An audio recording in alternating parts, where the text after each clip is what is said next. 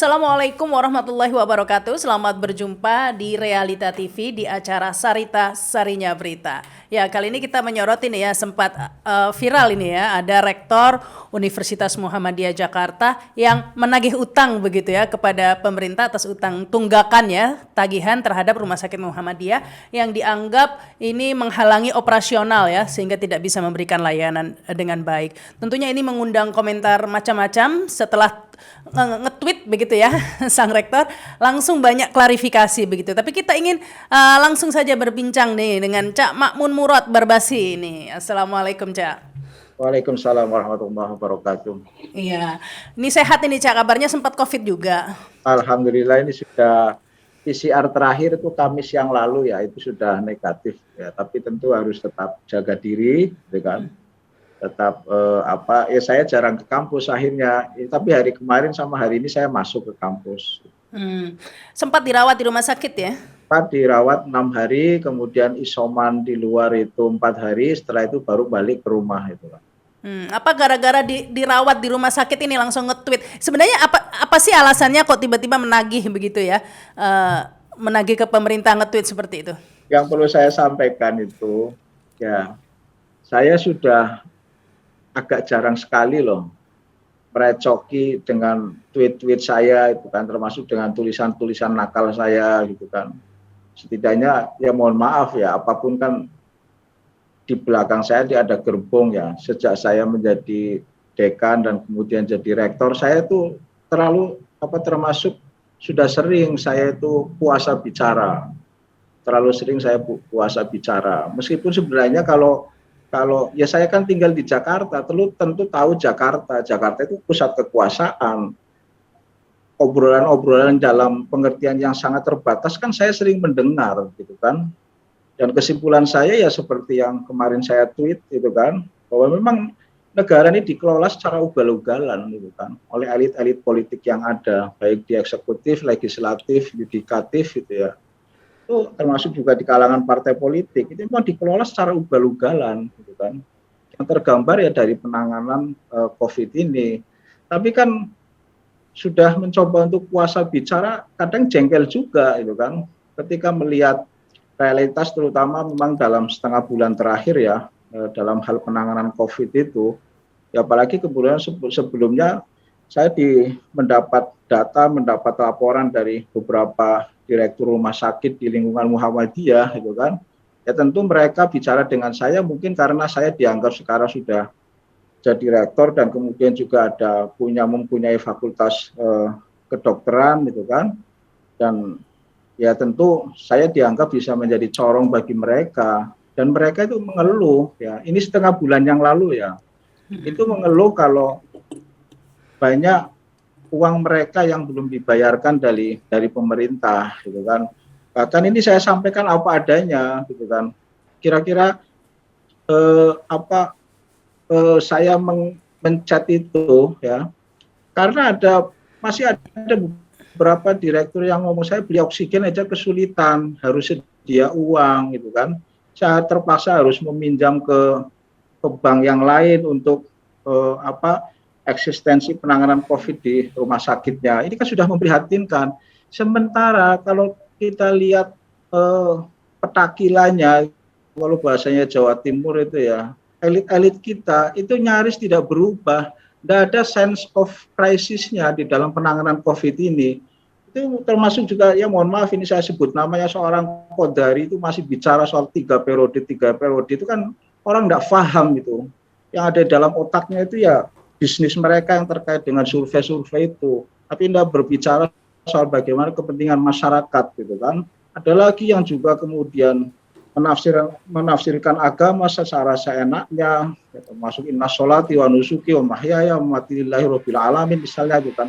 Kok jangan begitu gitu kan. Nah itu yang saya sayangkan, maka dengan terpaksa lah saya akhirnya kemudian nge-tweet seperti itu gitu kan, supaya jadi perhatian pemerintah gitu kan. Tapi alhamdulillah memang kemudian setelah saya nge-tweet begitu kan, kemudian ada tanggapan-tanggapan yang berseliweran, termasuk juga mohon maaf resmi dari orang KSP itu kemudian japri saya gitu kan. meminta penjelasan dari saya sampaikan apa adanya.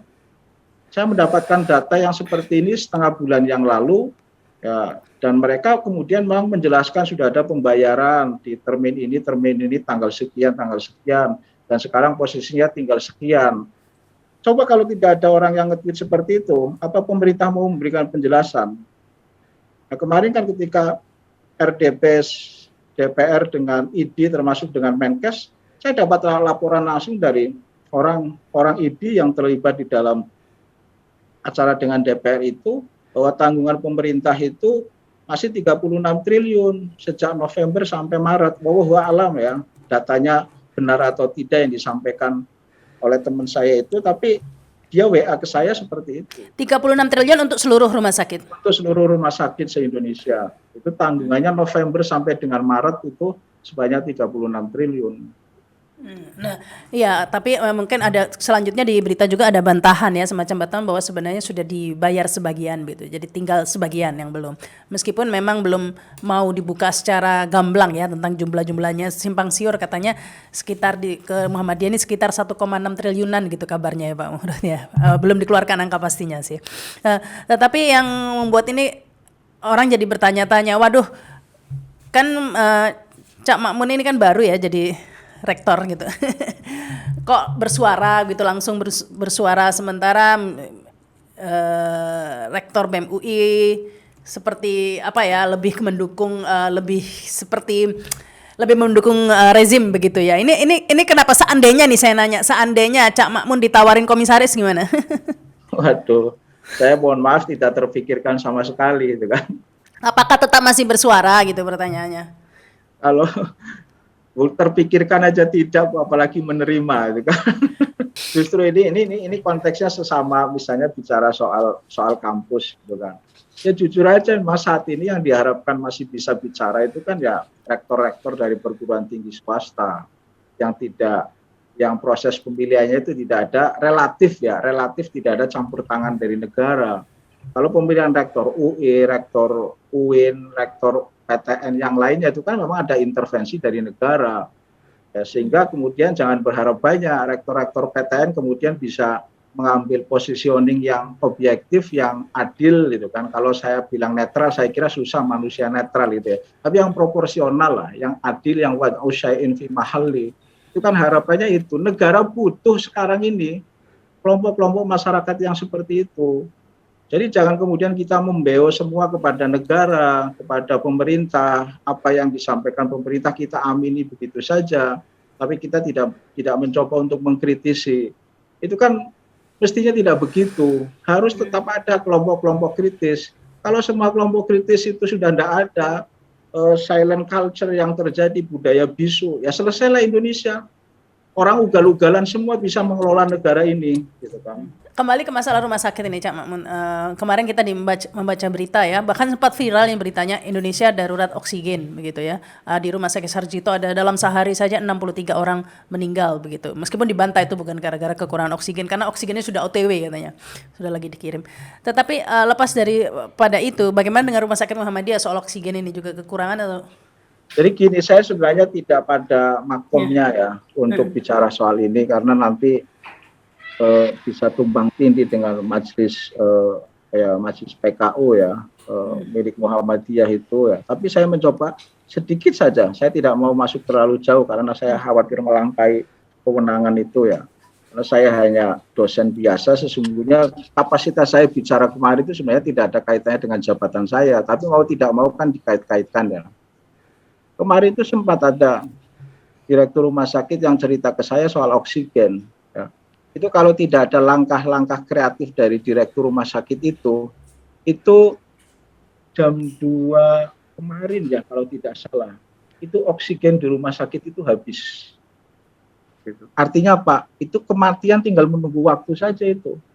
Tapi akhirnya setelah ada negosiasi dan lain sebagainya, itu akhirnya dikirim, saya agak lupa ya, tapi ada WA yang terkirim ke saya itu per jam-jamnya itu akhirnya jam sekian nanti dikirim Mas, jam sekian nanti dikirim, jam sekian nanti dikirim. Akhirnya alhamdulillah kita aman posisi oksigennya itu, gitu kan. Itu artinya kan sudah darurat juga. Coba kalau misalnya betul tidak ada tindakan kreatif dari direktur rumah sakit itu, Bisa itu setelah jam 2 itu kayak seperti kemarin yang kapal selam kita setelah melebihi batas waktu tertentu oksigen habis sudah meninggal semua.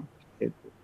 Ya, baik. Ini tentunya menjadi perhatian ya, karena kemarin sempat viral beberapa rumah sakit mengalami kesulitan oksigen. Semoga ini segera diatasi, dan juga semoga ini yang masalah Muhammadiyah sebelumnya kan ada kabar soal asuransi BPJS. Sekarang ini soal tunggakan COVID begitu ya yang ditagih. Semoga dengan terus bersuara seperti ini akan segera lancar pembayarannya begitu Cak Makmun, sehingga operasional bisa berjalan begitu ya ini.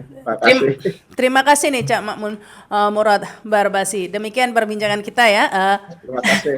Terima kasih. Jangan lupa ini bisa komen, dan jangan lupa juga subscribe. Jaga kesehatan. Saya Rahma Sarita. Wassalamualaikum warahmatullahi wabarakatuh.